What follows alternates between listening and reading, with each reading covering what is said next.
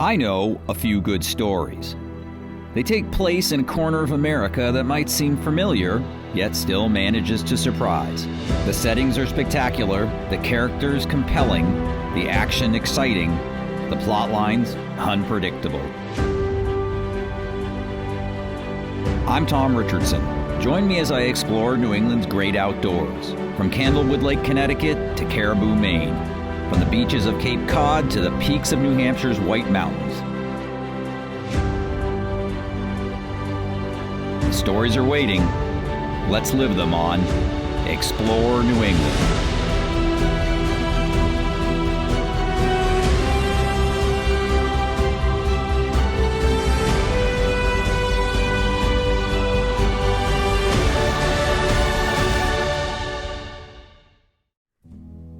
Explore New England is brought to you by your New England Ford dealers, your local REI co-op.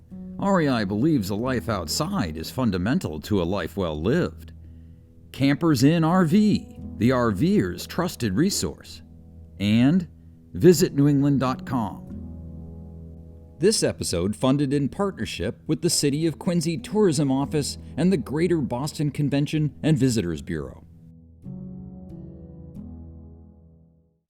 I'll admit to a long-held fear of heights, so you can imagine how surprised I was to find myself rappelling down a 150-foot chunk of granite. Yet even more surprising, at least to me, was the fact that this was taking place in Quincy, Massachusetts, just a few miles from downtown Boston. Quincy is more famous for serving as the birthplace of Presidents John Adams and his son John Quincy Adams.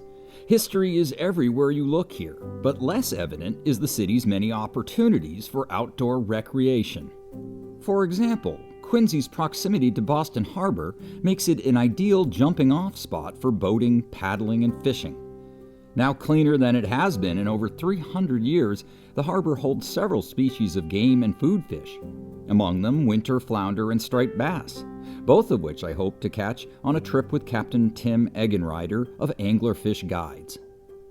Tim's 24-foot pro line is docked at Marina Bay in Squantum, where we met on a beautiful June morning. After casting off, we idled through the marina and entered the inner harbor, where we immediately stumbled upon action in the form of striped bass that were chasing small baitfish on the surface.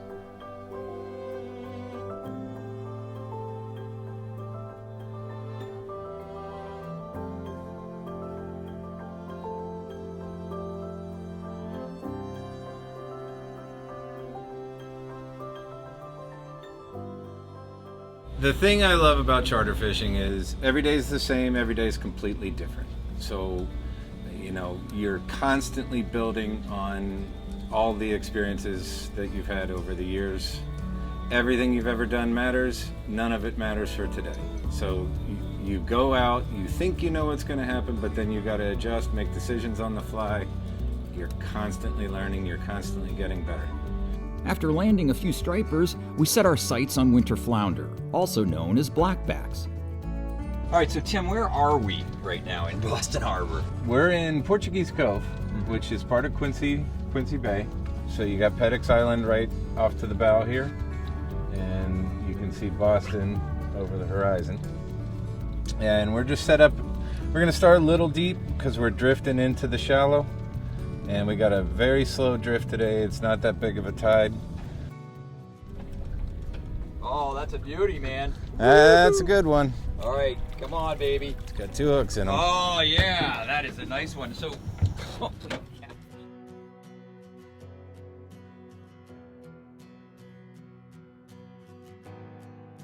fishing is just one of the many water-based activities you can pursue off Quincy, which sits on the doorstep of the Boston Harbor Islands National Recreation Area, a vast playground for sailors, kayakers, paddleboarders, and powerboaters. Quincy is home to several marinas, including the aforementioned Safe Harbor Marina Bay on Squantum Point, one of the largest marinas in the Northeast. The 700-slip complex comprises several restaurants, various shops, a market, and is home to a Freedom Boat Club franchise, where I picked up a 21-foot Sportsman center console for a trip to Spectacle Island. A convenient option for those who don't want the hassle of owning and maintaining a boat, Freedom Boat Club offers its members use of several models ranging from 21 to 24 feet, all equipped with chart plotters, VHF radios, and required safety gear. Simply make a reservation, pick up the boat, and drop it off at the end of the day. Freedom also has a friendly and helpful staff who will explain how to operate the boat and even provide lessons if you need them. Plus, they're available to help you dock and tie up upon your return. A 10-minute run from Marina Bay brought me to Spectacle Island, where boaters are free to tie up while they explore the island or use the swimming beach. Moorings are also available nearby, as well as throughout the harbor islands, and can be reserved online. Shortly after tying up, I was greeted by Susan KANE of the Massachusetts Division of Conservation and Recreation, and we headed to the Spectacle Island Visitors Center. So what's this mural all about here, Susan? So this was done by some local artists who really tried to use all the material that was found on the beach. And obviously it's shaped like a wave to sort of attribute to the fact that it's an island. And all of this material was washed up on the beaches of Spectacle Island. Oh, no kidding. Yeah. So it was just like this sea glass like treasure trove, right? Absolutely, absolutely. So at one point in its history, Spectacle Island was a dump for the city of Boston. Uh-huh. So for decades, they would barge the trash of the city out to Spectacle Island. And along the way, you see the sea conditions out there. Sometimes things were spilling over on each side. So even though that was bad, that it was a dump, right now it's a treasure trove for us. Long before Spectacle was used as a dump for the city of Boston, it was actually two islands connected by a shallow bar. From the early 1700s through the 1930s, the islands were occupied by a quarantine hospital, two summer hotels, a rendering plant for dead horses, and more than a dozen family homes. The dump era lasted from 1935 to 1957, during which massive amounts of garbage from Greater Boston eventually connected the two islands. The biggest change occurred during Boston's Big Dig Highway project, which took place between 1991 and 2007. Fill from the project was used to cap the unsightly dump and create the island visitors see today. After getting a rundown of the visitor center, I hopped in a golf cart with park ranger Alex Hall for a quick tour of the island, which features walking paths, informational plaques, and incredible panoramic views of Boston Harbor. Spectacle is part of the larger Boston Harbor Islands National Recreation Area, created in 1996 and comprising 34 islands and several peninsulas. It's jointly managed by federal, state, and city agencies, as well as nonprofit groups. The public are welcome to bring their own boats and kayaks to a number of the islands, and even camp on 4 of them. Ferry service is also available from downtown Boston and Hingham. It's a remarkable and unique public resource, with an equally fascinating history.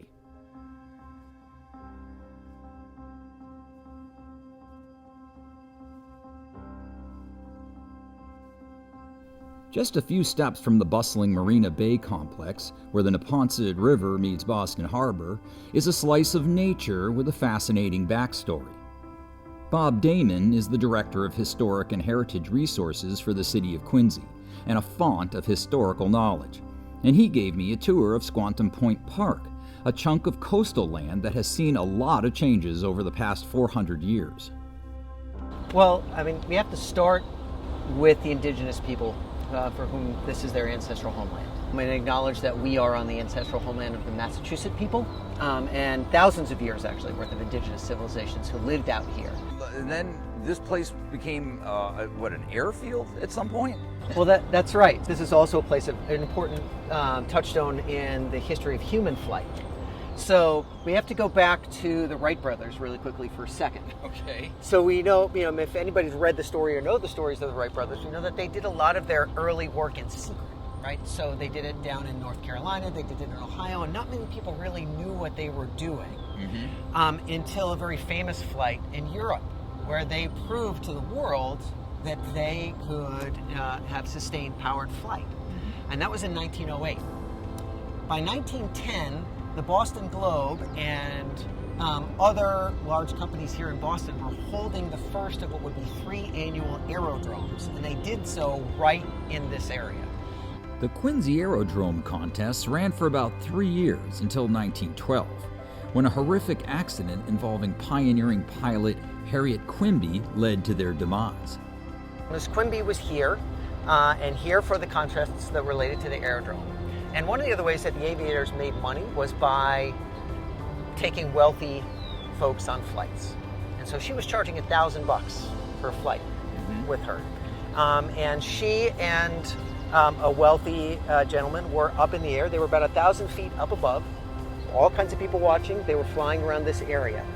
Unexpectedly, and for some reason that nobody knows, the plane pitched and threw both Harriet Quimby and her wealthy passenger out of the plane in front of thousands and thousands of people. She died right here, right out here in the Neponset River watershed, and her plane crashed down into the mud.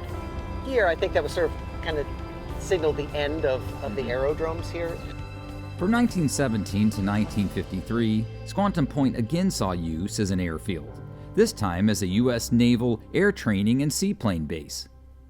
Following this period, the property sat largely abandoned until the mid-90s. For a long time, this area sat pretty quiet. This park is really an extension of a broader effort to really clean up and reclaim Boston Harbor. So the Harbor Islands are a part of that effort, but so too also is a new water treatment plant. One of the things that was a real challenge was when that was being constructed, how do workers get there? It's not an easy place to get to. And so the leadership of the DCR offered up this area of Squantum Point as a stepping off point for the workers. And in exchange, what they got was the park. Gotcha. And so it's a really, I think, a wonderful example of this combination of need and an alignment of a larger environmental movement with some reclamation of some really important conservation land here. Yeah, and now it serves as just a great place for people to come, take a nice walk or a bike ride, and see some nature too. Absolutely. Like there's all kinds of critters running around in here. There's coyotes, right? There are. There's tons of rabbits, I know that. And all sorts of bird life too. It's great. That's right. That's right. And you know, if you're in the Boston area, this is a 20-minute drive. That's right. You know, a little bit shorter than trying to go to the Cape. Yep. Of course, long before Europeans settled in Quincy and began transforming the land, Native Americans depended on the bounty of this coastal environment. Where we are today in Quincy is just like a microcosm of our planting fields. If we would go back, let's say, 450 years, what you would see is probably thousands of our people here in this general area planting the fields or tending to the fields, and mostly women. The women owned the planting fields. They were there planting fields. So that's what you would see at this time of the year, is the women and children here. The men would be fishing in their canoes or their mashoons. They'd be out fishing. And I guess it's just part of our traditional way is to teach everything that was learned by your parents and grandparents and so on and so on. We need a lot of our woods and our forests, not only for humans, but for all life. It seems to be forgotten today in the civilized world. So it's just how I was raised, to always respect life and to honor it and always consider our impact with life and to always treat all life with the same respect we would treat a human with. No matter if it's a blade of grass or ant, it doesn't matter. As Ferris explained, the Massachusetts tribe also maintained settlements in the forested hills surrounding the Quincy area. Now called the Blue Hills, these glacially formed drumlins are part of a 7,000-acre reservation spanning the towns of Milton, Dedham, Randolph, and Quincy. I learned more about the Blue Hills on a short hike with Matt PANUCCI of Friends of the Blue Hills, starting at the Shea Ice Rink parking area off Willard Street.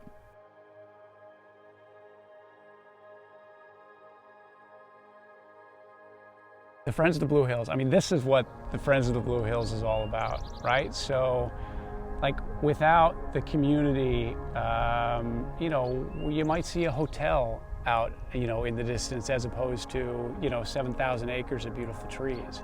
The trails we walked up, you know, well-maintained, drainages working, you know, invasives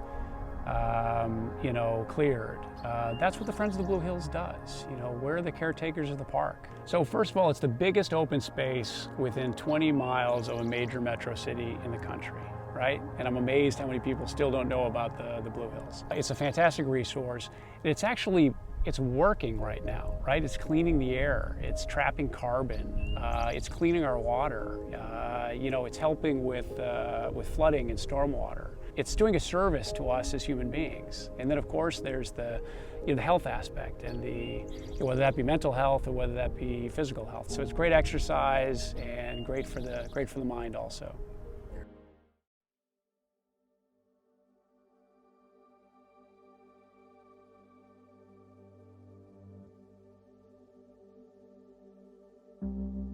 Thus far, my Quincy travels had led me to several interesting spots, but nothing could have prepared me for the surreal Quincy Quarries Reservation, where, thanks to REI local experiences instructors Lydia, Glenn, and Paul Gannon, I learned the fundamentals of rappelling. The 22-acre Quincy Quarries Reservation comprises 3 former granite quarries, the largest of which has mostly been filled with material from Boston's Big Dig Highway project. From 1825 through the early 1900s, quarrying was a major industry in Quincy, which at one point supported over 50 active quarries and innumerable granite shops. The next big leap in technology came with the building of the Bunker Hill Monument. And there was a fellow by the name of Solomon Willard he lived here in Quincy. He was the father of the granite industry in the United States of America. Now, what he did was he developed methods of quarrying the stone and fashioning it into blocks and architectural pieces in a cost-effective way. So he called it an experiment, the building of the Bunker Hill Monument. And we look at it today as 222 feet high. There's other monuments around the world that are much better and more elaborate than that. But what he did was he perfected it and he got the cost down so that you could use granite in large blocks as a suitable building material.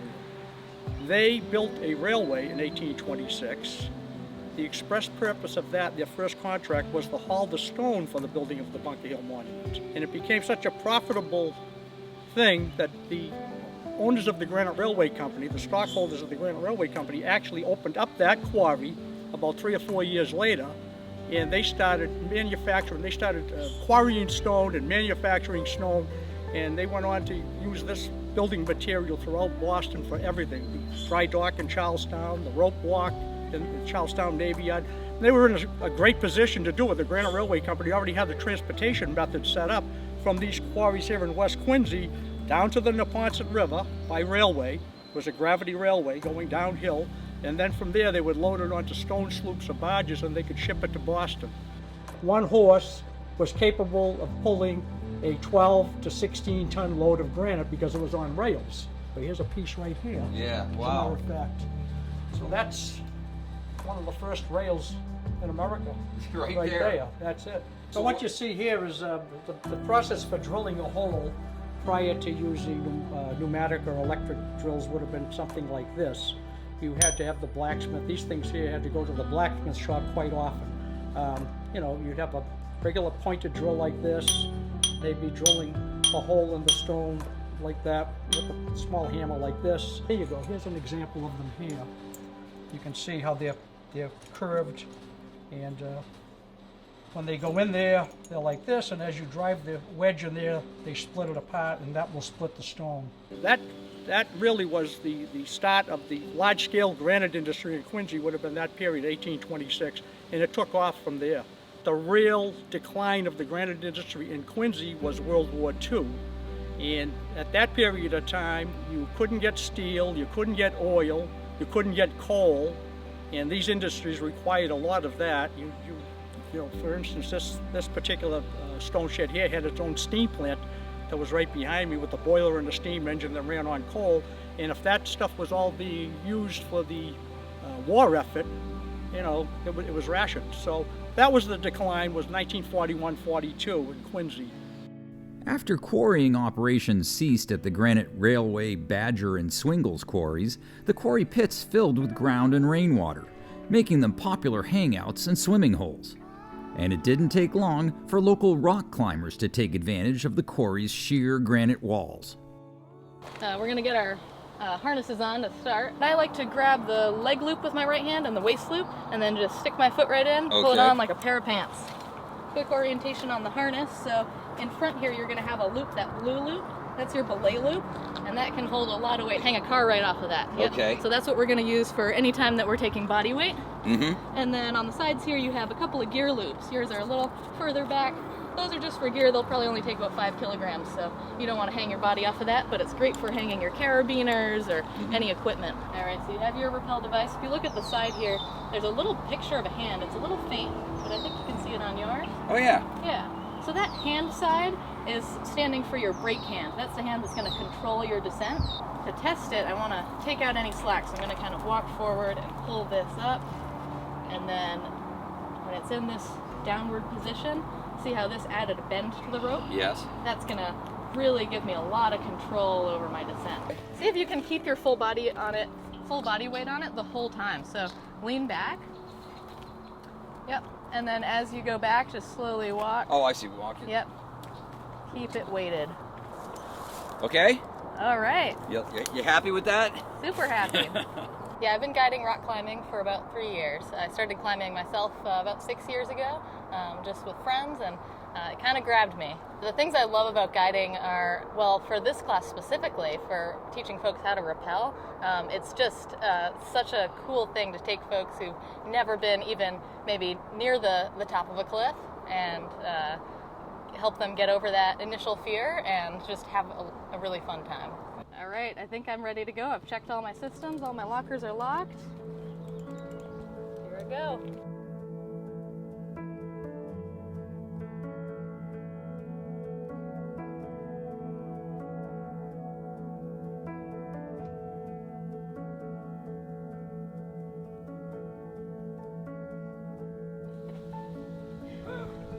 Solid ground? Yeah, solid ground. All right, nice job. After my successful first descent, Lydia decided I was ready for a bigger challenge. So we decamped and re-rigged the ropes above a nearby section of the quarry with a slightly higher elevation. All right, let's check everything. So your hand is on the hand side. This is locked. This is locked. That's locked. This is me. I've got you here. Okay. So. And you're fully on you. See how I have slack on my side? Yep.